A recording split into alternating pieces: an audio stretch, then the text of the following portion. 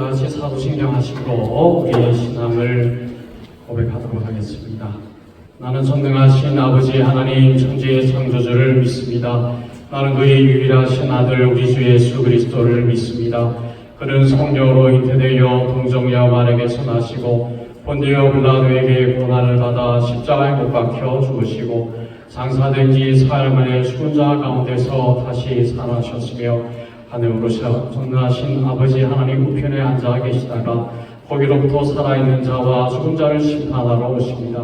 나는 성령을 믿으며 거룩한 공교회와 성도의 교제와 죄를 용서받는 것과 몸의 부활과 영생을 믿습니다. 아멘. 찬송가 20장 찬송입니다.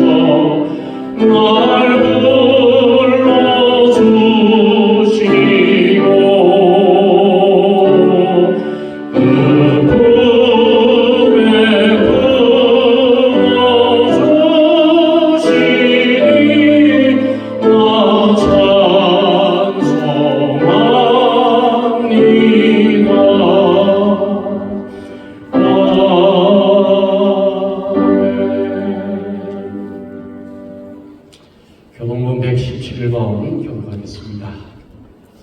교동문 117번입니다. 광야와 메마른 땅이 기뻐하며 사막이 백합화와 같이 피어 즐거워하며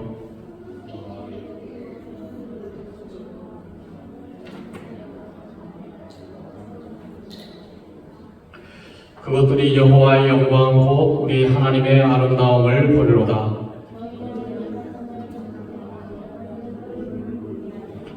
겁내는 자들에게 이르기를 굳세어라 두려워하지 말라 보라 너희 하나님이 오사.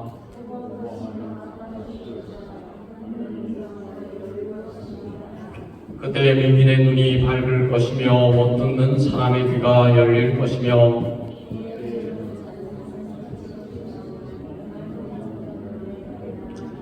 이는 광야에서 물이 솟겠고 사막에서 시내가 흐를 것이니라.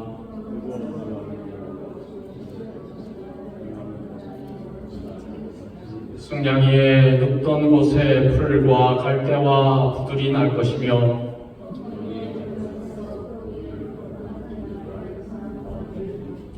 깨끗하지 못한 자는 지나가지 못하겠고 오직 구속함을 입은 자들을 위하여 있게 될 것이라. 아멘. 이 시간 윤종관 집사님 나오셔서 우리를 대표해서 기도해 주시겠습니다.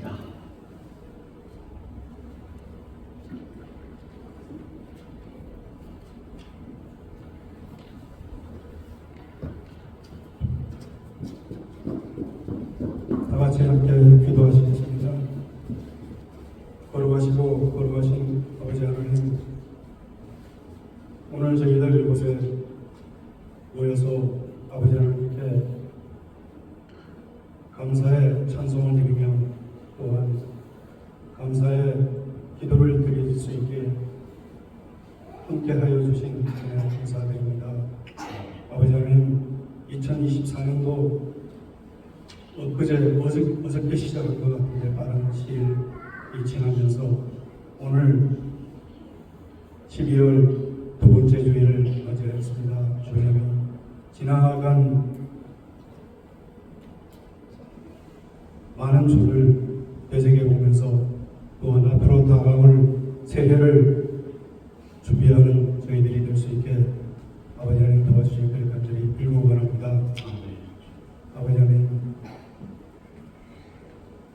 아기 예수 탄생하신 성탄절이 다가옵니다. 저희들 구주 예수 그리스도 맞으며 저희의 삶을 돌아보며 또한 이웃을 돌보고 또한 많은 일을 계획하며 즐거운 성탄을 맞이할 수 있게 아버지 하나님 도와주시길 간절히 빌고 원합니다. 사랑하는 교인 한 분 한 분을 지켜주시옵고 또한 그들의 앞길에 아버지 하나님의 많은 축복이, 더 새로운 축복이 이루어질 수 있도록 아버지 하나님 한 분 한 분을 지켜주시옵고 그 가정을 지켜주시옵고 돌봐주시길 간절히 빌고 바랍니다. 어려운 그리고 또한 힘든 이민 생활에 또한 학업에 그리고 사업에 있습니다. 아버지 하나님, 저의 삶에 필요한 것을 채워주시옵고 저의 삶에 부족한 부분은 더욱더 채워주시길 간절히 빌고 바랍니다. 많은 어려움이 있더라도 굳건하게 견뎌 나갈 수 있도록 도와주시옵고 잘 버텨 나갈 수 있도록 도와주시길 간절히 빌고 바랍니다. 이 땅에 한국 사람의 강건함과 또한 강인한 정신을 허락하여 주시옵고 저희들이 이 땅에서 많은 것을 할 수 있도록 아버지 하나님 도와주시옵소서. 저희에게 필요한 것 하나하나 허락하여 주시옵고 또한 많은 훌륭하고 좋은 저희들 한민족을 이 땅에 잘 성장을 할 수 있는 터전을 마련하여 주시옵소서. 저희들 교회를 위해서 기도합니다. 아버지 하나님, 교회에 많은 분들을 허락하여 주시옵소서. 신실하고 또한 믿음이 강건하며 또한 교회를 위하여 봉사하며 섬길 수 있는 훌륭한 분들을 허락하여 주시옵소서. 이곳 나이아가라 지역이나 해밀턴 지역에 많은 분들이 계십니다. 보지 못하는 분들에게 볼 수 있게 이 교회를 허락하여 주시옵고 또한 많이 컨택을 하며 접촉을 할 수 있게 아버지를 도와주시옵소서. 이곳에 모인 또한 고개 숙인 한 분 한 분을 기억하여 주시옵고 오늘 또한 많은 축복과 은혜의 말씀 가운데서 저희들 하루를 보낼 수 있도록 도와주시옵길 간절합니다. 그리고 또한 목사님 설교를 통하여 저희들이 강건해지며 많은 성령의 감동을 받을 수 있도록 아버지에게 허락하여 주시옵고 도와주시길 간절합니다. 오늘 하루 우리 주 예수 그리스도께 부탁드리며 모든 말씀을 우리 주 예수 그리스도 이름 받도록 간절히 감사드리며 기도합니다. 아멘.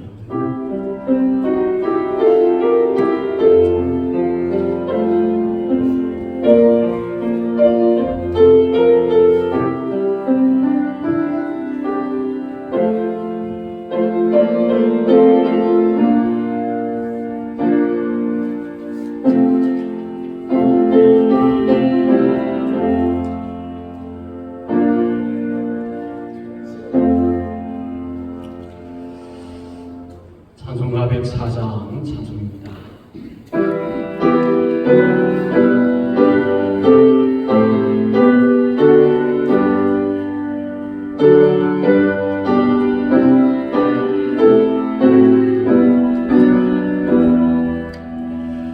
오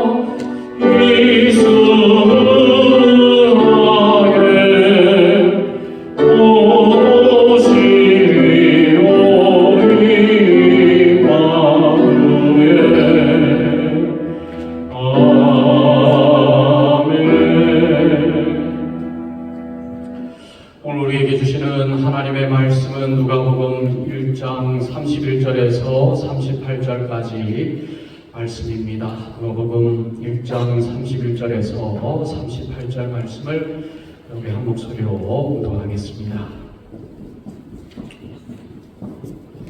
보라, 내가 잉태하여 아들을 낳으리니 그 이름을 예수라 하라. 그가 큰 자가 되고 지극히 높으신 이의 아들이라 일컬어질 것이요 주 하나님께서 그 조상 다윗의 왕위를 그에게 주시리니 영원히 야곱의 집을 왕으로 다스리실 것이며 그 나라가 무궁하리라. 마리아가 천사에게 말하되 나는 남자를 알지 못하니 어찌 일이 있으리까? 천사가 대답하여 이르되 성령이 내게 임하시고 지극히 높으신 이의 능력이 너를 덮으시리니 이러므로 나실 바 거룩한 이는 하나님의 아들이라 일컬어지리라. 보라, 내 친족 엘리사벳도 늙어서 아들을 배우느니라. 오래 임신하지 못한다고 알려진 이가 이미 6달이 되었나니 대저 하나님의 모든 말씀은 능하지 못하심이 없느니라. 마리아가 이르되 주의 여종이 오니 말씀대로 내게 이루어지이다 하매 천사가 떠나가니라. 아멘. 다시 기도하겠습니다. 은혜로우신 아버지 하나님 감사합니다. 저희들 이제 한 해를 마무리하면서 이 시간 주님 앞에 나왔습니다. 아버지 하나님, 한 해 동안 주여 저들을 축복하시고 인도하시고 기름 부어 주셔서 주의 백성 삼아 주신 아버지 하나님의 그 귀하신 은혜와 사랑을 기억하면서 감사하며 이 한 시간 주님 앞에 머리를 숙였습니다. 하나님, 주님 저희들과 함께하여 주시고 늘 복에 복을 더하여 주시며 늘 인도하여 주심에 감사하며 한 해를 잘 마무리할 수 있게 해주시고 또 새로운 한 해를 잘 준비하는 저희들 되어질 수 있도록 하나님 도와주시기를 원합니다. 하나님, 특별히 이 시간 귀한 말씀 우리에게 허락하여 주셔서 감사하고 이 귀한 말씀 속에 거하게 하시고 말씀이 인도하는 대로 순종의 삶을 살아감으로 말미암아 하나님의 마음을 기쁘시게 하는 저희들 다 되어질 수 있도록 하나님 도와주옵소서. 감사드리옵고 예수 그리스도의 이름으로 기도드리옵나이다. 아멘.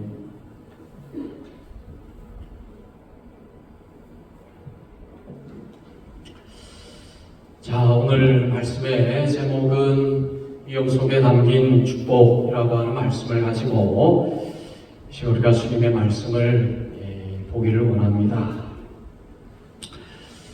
우리가 이런 짐승이나 이런 동물들을 보면은 위험을 감지하는 그런 능력이 있는 것을 우리가 잘 알고 있습니다. 그래서 지진이 나기 전에 또 화산이 폭발하기 전에 어떻게 알았는지 짐승들이 도피하고 도망가고 그런 뉴스들을 우리가 많이 보았습니다. 그러니까 이 동물은 본능적으로 위험을 감지해서 위험을 대처하는 그런 능력이 본능적으로 있다라는 것을 잘 볼 수 있죠. 우리도 마찬가지입니다. 우리 사람도 위험을 감지하는 능력이 있어요. 그래서 위험을 감지하는 능력을 위험 감수성이다 이렇게 얘기를 해요. 그래서 어떤 사람은 위험 감수성이 높아서 다른 사람보다 위험을 잘 감지해요. 그래갖고는 잘 피하고. 근데 어떤 사람들은 위험 감수성이 낮은 분들이 또 있다 그래요. 그런 분들은 위험을 잘 감지하지 못해서 어려움을 당하는 그런 경우들이 많이 있다고 합니다. 여러분들은 어떤지 모르겠어요. 여기 앉아 계신 분들은 어떻습니까? 위험을 감지하는 능력이 좀 높습니까? 아니면 좀 낮습니까? 그런데 동물들은 위험을 당하면 도피하고 회피하죠. 도망가죠. 그런데 우리 사람은 위험을 감지해도 그 위험을 감수하는 경우가 많이 있지요. 그래서 리스크를 감수하는 경우가 많이 있습니다. 또 사업을 하시는 분들, 또 직장생활 하시는 분들, 또 사회생활 하시는 분들 여러 가지 살아가다 보면 리스크를 감지하고 또 리스크를 감수하는 그런 경우들 많이 있습니다. 그래서 주식하는 분들을 보면은 리스크를 감수할 때가 굉장히 많죠. 그래서 그 리스크를 감수해서 때로는 많은 이익을 누리기도 하고 때로는 많은 손해를 경험하기도 합니다. 그래서 위험을 회피하는 것만이 답이 아니라 그 위험을 어떻게 우리가 잘 판단하고 감수하느냐도 우리에게 굉장히 중요한 것이다 라고 말할 수가 있습니다. 우리 기독교의 역사를 보면 위험 감수의 역사다라고 말할 수가 있어요. 우리 예수님께서도 어떻습니까? 보면 위험을 회피하지 않고 위험을 감수한 것을 우리가 볼 수 있습니다.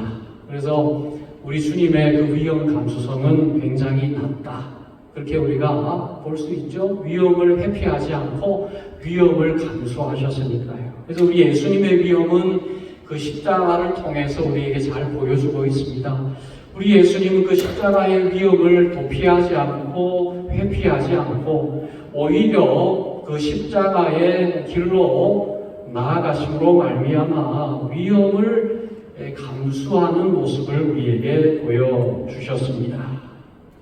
그리고 예수님의 제자들을 향해서 나를 따라오려거든 너희들도 자기 십자가를 지고 나를 따를 것이다. 그렇게 말씀하시는 거로 봐서 예수님을 따르는 자에게도 동일하게 위험을 감수하기를 원하고 계신다라는 것을 우리가 볼 수가 있지 않겠습니까? 그래서 초대교회 시대에 보면 그 예수님의 말씀을 잘 순종해서 수많은 그리스도인들이 위험을 회피하지 않고 위험을 감수했던 모습들을 우리가 볼 수 있어요. 그래서 로마 시대에 한 300여 년간 그리스도인들은 박해를 받았습니다. 얼마나 많은 박해를 받았는지 몰라요. 그래서 예수님을 믿는다는 이유로 그 예수님 믿는 것 때문에 수많은 사람들이 원형 경기장에서 짐승들의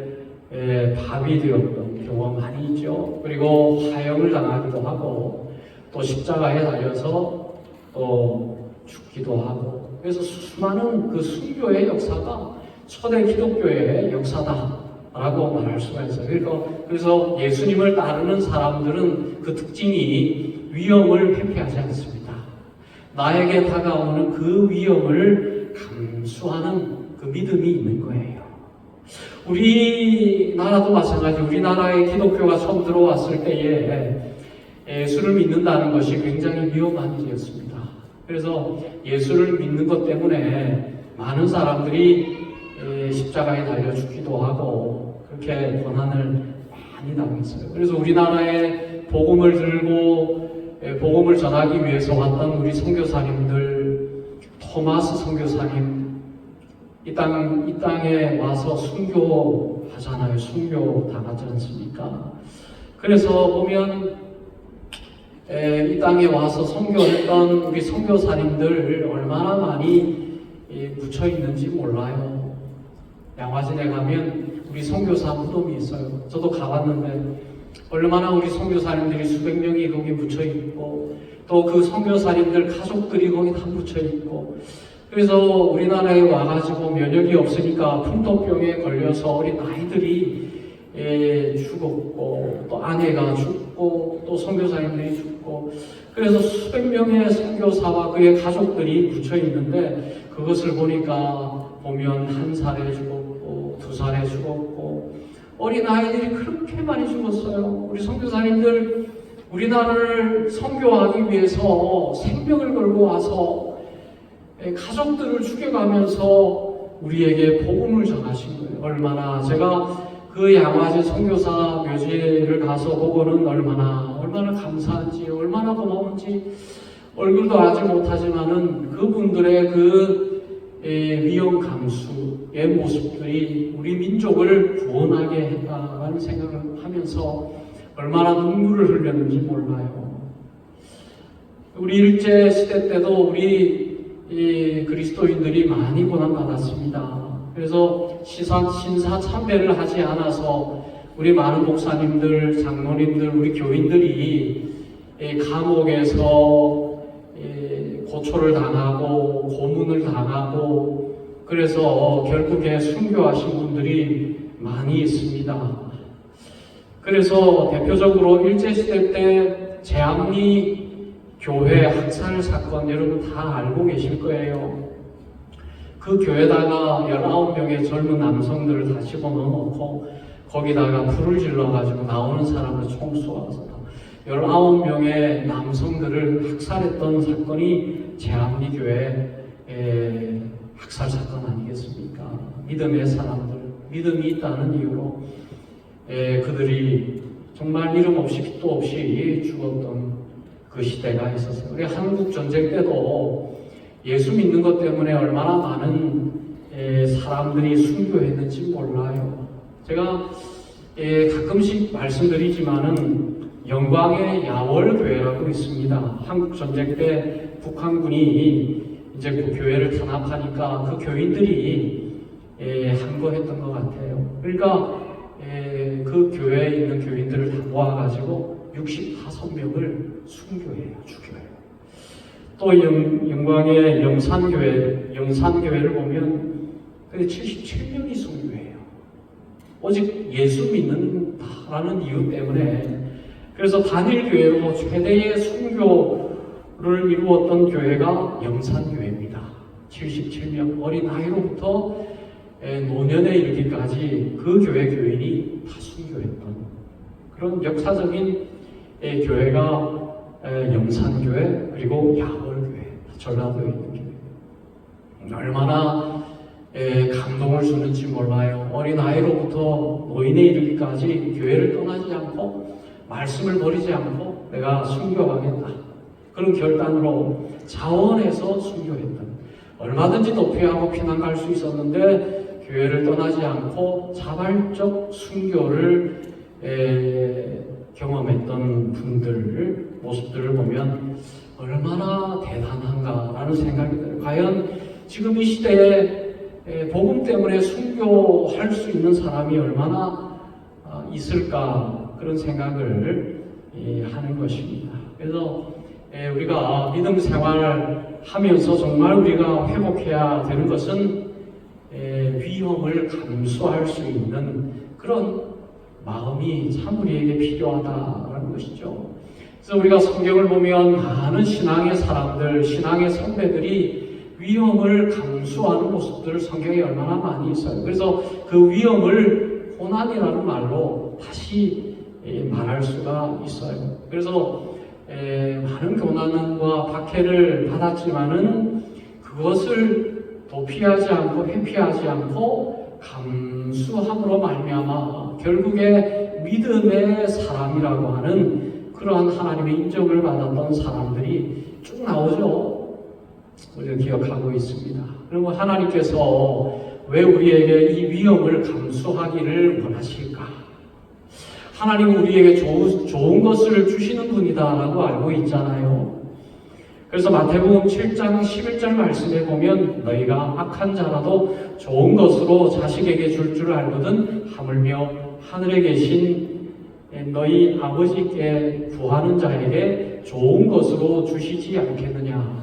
여러분, 하나님은 우리에게 좋은 것을 주시는 분이다라고 성경에 말씀하고 있습니다. 그런데 우리의 눈에 볼 때에 좋아 보이지 않는 이 위험을 왜 우리에게 하나님은 주실까? 그것을 우리가 오늘 보아야 하는 것입니다. 왜 하나님 우리에게 위험한 순간을 주실까? 신명기 8장 14절에서 16절 말씀에 보면 이런 말씀이 있습니다. 내 마음이 교만하여 내 하나님 여호와를 잊어버릴까 염려하노라.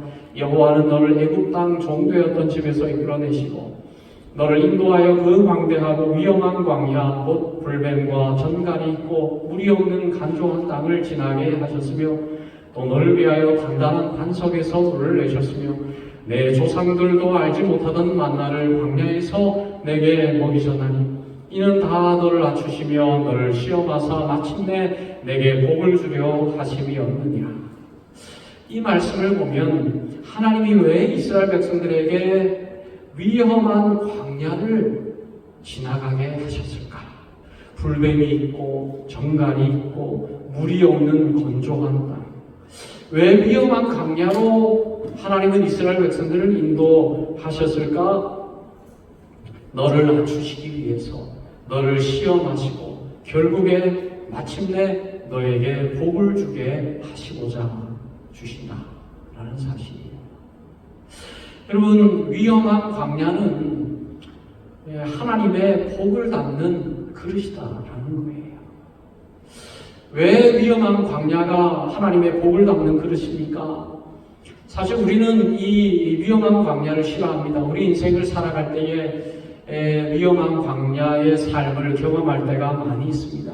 보면 위험해요. 잘 안 됩니다. 응답이 잘 안 되고 어려운 순간이 있고 환난이 있고 고난이 있고 왜 하나님 나에게 이런 일을 주십니까? 이해가 안 될 때가 많이 있습니다. 그래서 이 광야와 같은 이 위험한 광야와 같은 순간을 우리는 어떻게 해요? 벗어나려고 그러죠. 하나님 벗어나게 해주세요. 그렇게 원하고 기도하지요. 그런데 여러분, 정말 우리에게 위험한 것은 위험한 광야가 우리에게 위험한 게 아니에요. 가나안의 풍요가 우리를 위험하게 하는. 여러분, 이스라엘 백성들이 광야에 있을 때는 그렇게 타락하지 않았습니다. 타락했던 순간순간들이 있었지만 전체적으로 볼 때에 하나님의 인도하심이 있었어요. 구름 기둥이 있었고 불 기둥이 있었고 만나가 있었고 또 이 반석에서 물을 주셨고 하나님의 인도하심이 있었던 그 광야는 위험하지만 저들의 영적인 그런 삶으로 놓고 보면 위험한 곳이 아니었습니다. 여러분, 진정으로 위험한 곳이 어디예요? 가나안이 위험한 거예요. 그러니까 여러분, 가나안 땅에 딱 들어가서 이스라엘 백성들이 얼마나 타락했는지 몰라요. 가나안 땅은 얼마나 풍요로운 땅입니까? 젖과 꿀이 흐른다 그랬어요. 너무너무 풍요로워서 그 포도 송이가 두 장정이 짊어지고 가야 할 만큼 그렇게 풍요로운 땅이 가나안 땅입니다. 풍요로운 땅, 그 가나안 땅이 결국에는 이스라엘 백성들에게 위험한 땅인 거예요. 여러분, 그러니까 우리가 우리 눈에 보기에 좋은 것이 좋아 보이는 그것은 결코 우리에게 좋은 것이 아니에요. 여러분, 우리가 출세하고 우리가 성공하고 우리가 물질적인 부유함을 누리고 우리가 건강하고 이런 우리의 보이는 것이 잘 되는 것이 복인 것으로 우리가 봅니다. 그런 경우가 많아요. 보이는 것으로 우리가 복을 판단할 때가 많이 있습니다.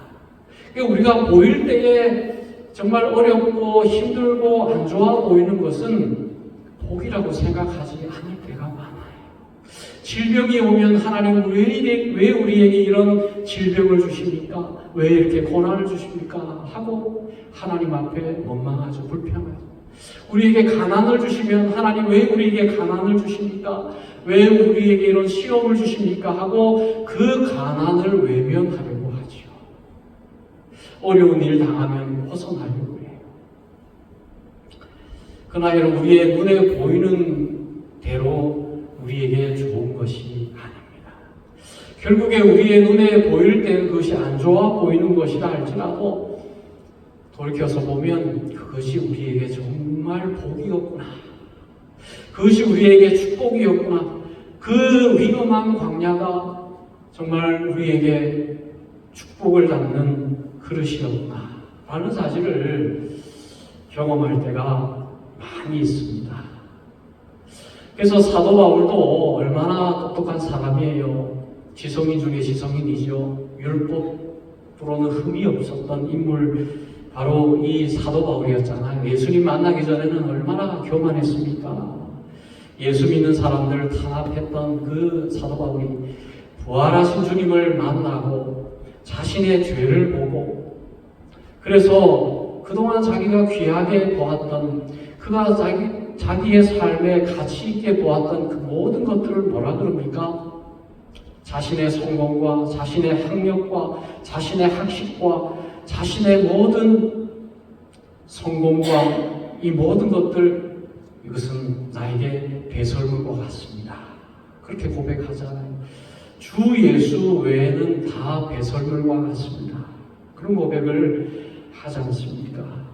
그러니까 눈에 보이기에 좋았던 것들이 결국에 나를 교만하게 만들고 나를 타락시키고 나를 범죄하게 했다는 사실을 고백하는, 결국에 내 눈에 좋아 보이지 않는 그것이 나를 살리고 나를 복되게 하고 나를 믿음의 길로 인도한다라는 사실을 고백하고 있는 거예요. 그래서 로마서 8장 35절에서 39절 말씀에 보면 누가 우리를 그리스도의 사랑에서 끊으리요? 환난이나 공고나 박해나 기근이나 적신이나 위험이나 칼이랴. 기록된 바 우리가 종일 주를 위하여 죽임을 당하게 되며 도살당할 양같이 여김을 받았나이다 함과 같으니라. 그러나 이 모든 일에 우리를 사랑하시는 이로 말미암아 우리가 넉넉히 이기느냐. 내가 확신하노니 사망이나 생명이나 천사들이나 권세자들이나 현재일이나 장래일이나 능력이나 높음이나 기품이나 다른 어떤 피조물이라도 우리를 우리 주 그리스도 예수 안에 있는 하나님의 사랑에서 끊을 수 없느니라.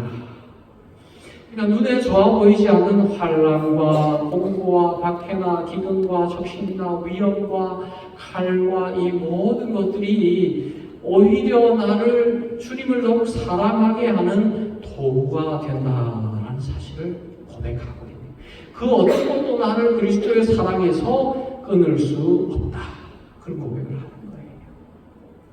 그러니까 사도 바울은 위험을 당할수록 그 위험 속에 담겨있는 하나님의 사랑과 하나님의 축복을 경험했던 것입니다. 오늘 말씀에 보면 마리아가 등장하죠. 마리아가 요셉과 약혼을 한 사이였습니다. 근데 가브리엘 천사가 나타나서 너가 이제 성령으로 잉태할 것인데 예수를 잉태할 것이다, 그런 얘기를 하죠. 성령으로 아들을 낳을 것이다, 그런 말을 해요. 이것은 처녀가 듣기에는 정말 불경스러운 말이 아닐 수가 없습니다. 여러분, 그 당시에 결혼하지 아니하는 처녀가 아이를 낳는다는 것은 간음죄예요. 그래서 율법으로는 돌에 맞아서 죽을 수도 있는 그런 중범죄인 것입니다. 그런데 이 마리아에게 남편 없이 아들을 낳는다라는 것이, 여러분 한번 생각해 보세요. 마리아에게 얼마나 큰 위험이 되겠습니까? 얼마나 위험한 그런 말이 되겠습니까? 그렇지 않아요? 그래서 이 마리아가 이 가브리엘 천사의 말을 듣고 이 가브리엘 천사의 제안을 어떻게 받아들였는가를 여러분 봐야 됩니다.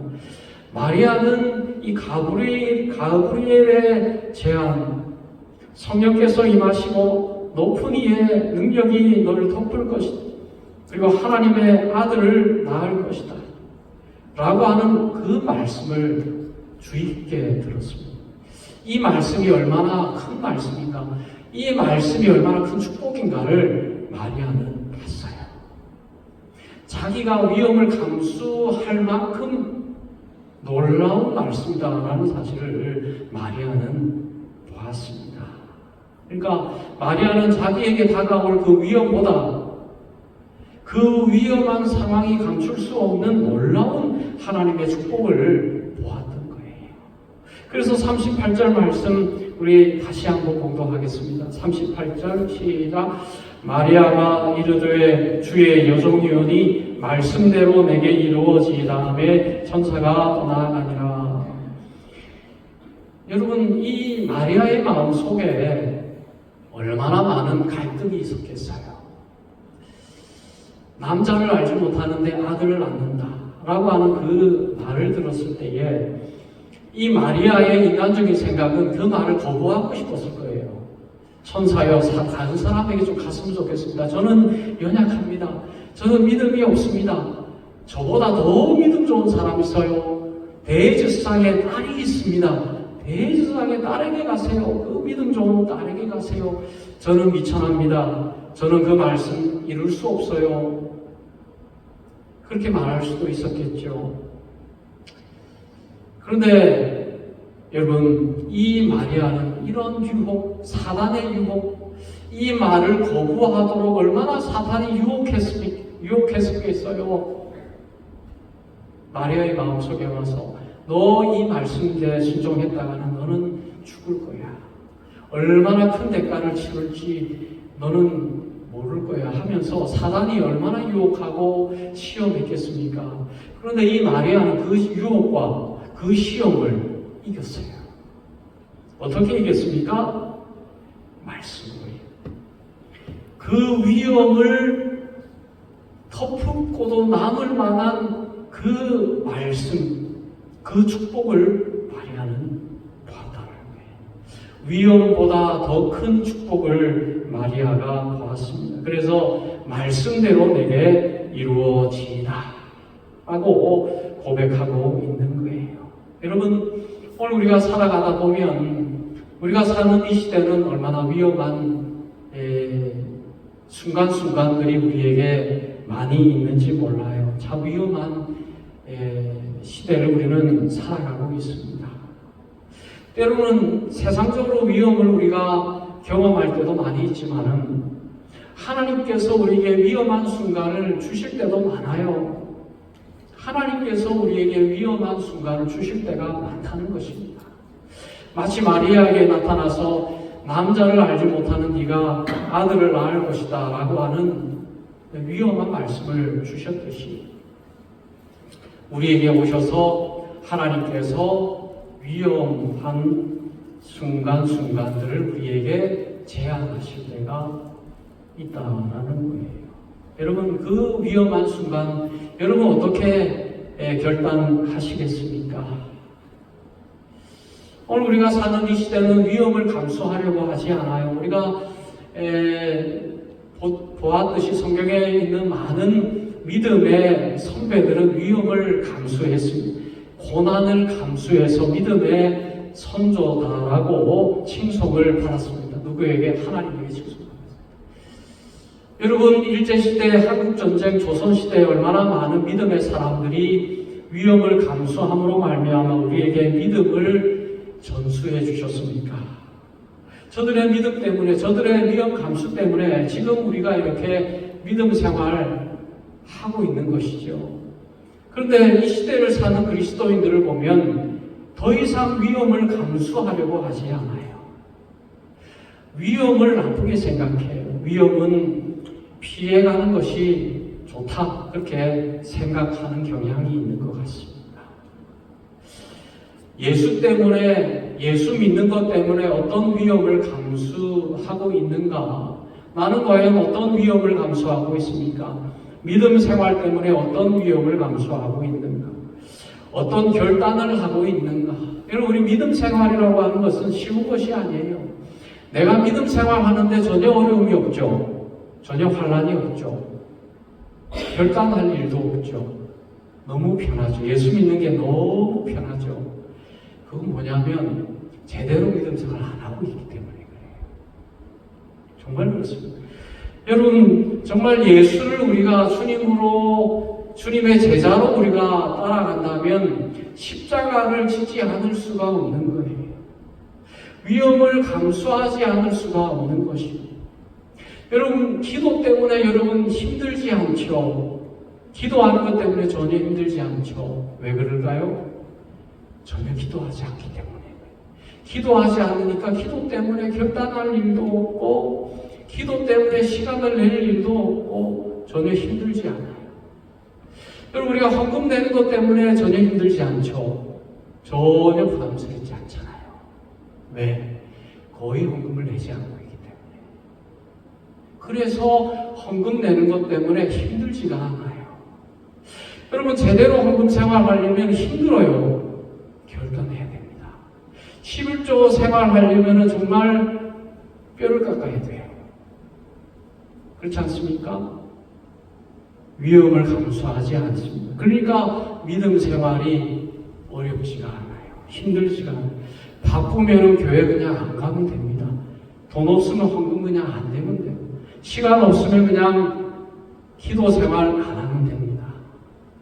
전혀 부담스럽지 않게 예수 믿으면 됩니다.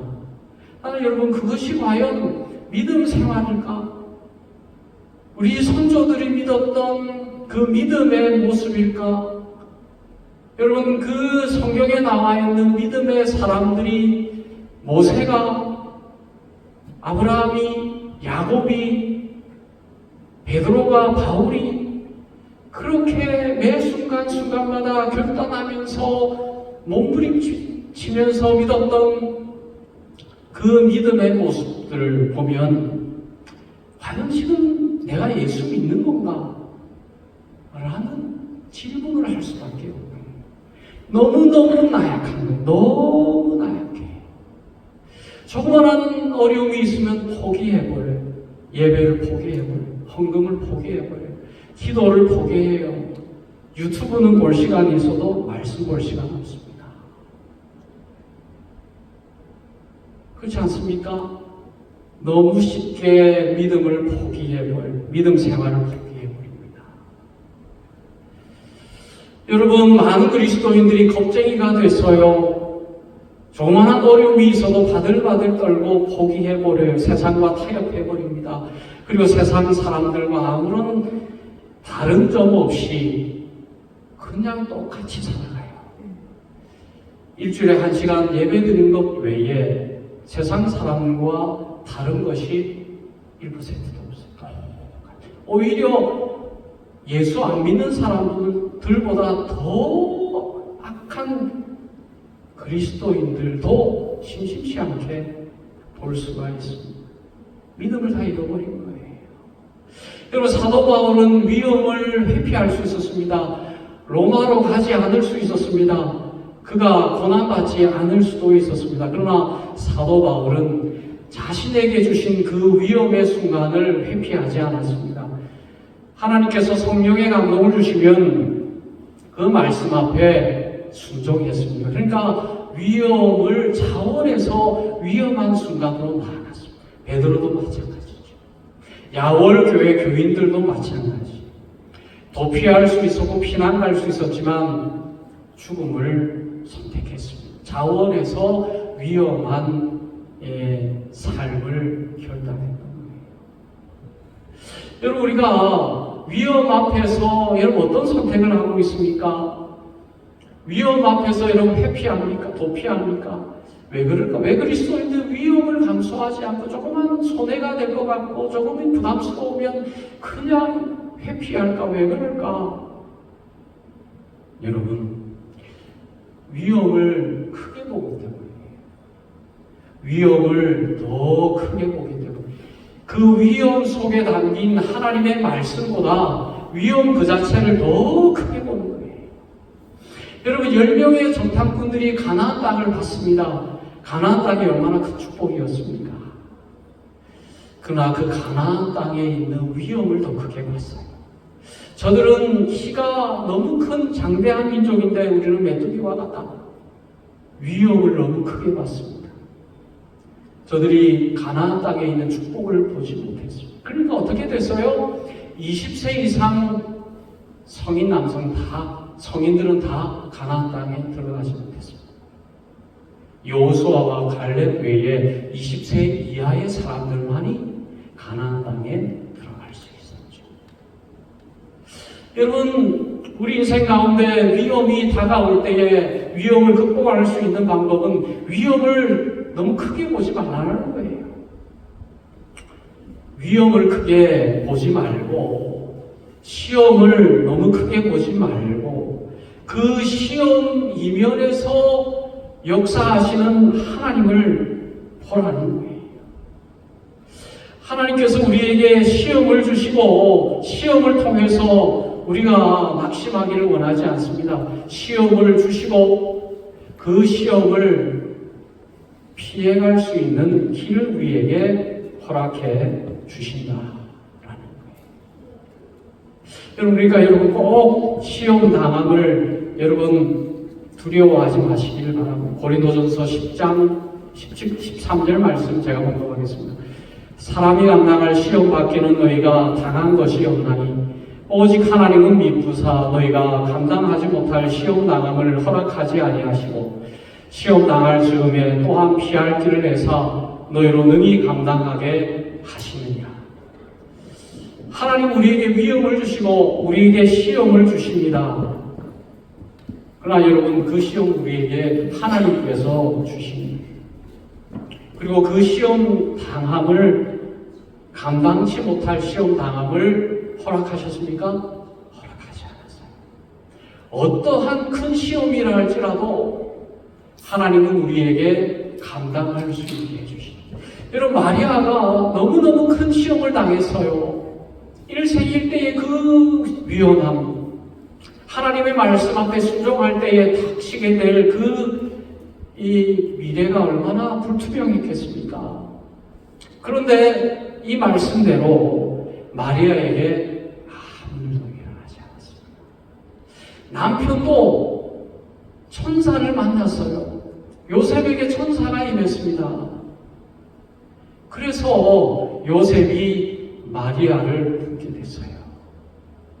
그리고 어려운 때마다 피할 길을 주셔서 애굽으로 피하게 하시고, 그러니까 여러분 아무 일도 일어나지 않아요. 예수 그리스도를 잉태하는 축복만이 마리아에게 남아달라는 거예요. 여러분 오늘 시험이 우리에게 다가올 때가 많이 있습니다. 그 시험 때문에 여러분 낙심하지 마세요. 그 시험 때문에 여러분 포기하지 마세요. 그 시험을 회피하지 마시길 바랍니다. 그 시험 아무것도 아니에요. 하나님께서 아무 일도 없게 해주시고 오히려 그 시험을 우리가 감당할 때에 세상이 줄 수 없는 위로와 축복과 은혜를 허락해 주신다는 사실을 여러분 꼭 기억할 수 있는 연말이 되실 수 있기를 주님의 이름으로 축원드립니다. 기도하겠습니다. 하나님 아버지, 오늘 마리아에게 임하신 주님, 오늘 우리에게도 임하여 주시고 위험한 순간 그 위험함을 크게 보지 않고 그 위험함 속에 있는 하나님의 놀라운 축복을 바라보면서 그 위험을 감수함으로 하나님의 뜻을 이루고 하나님의 영광을 이루어 나가는 저희들 다 되게 하여 주옵소서. 감사드리옵고 예수 그리스도의 이름으로 기도드리옵나이다.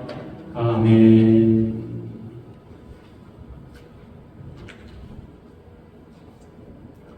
자, 우리 찬양하겠습니다.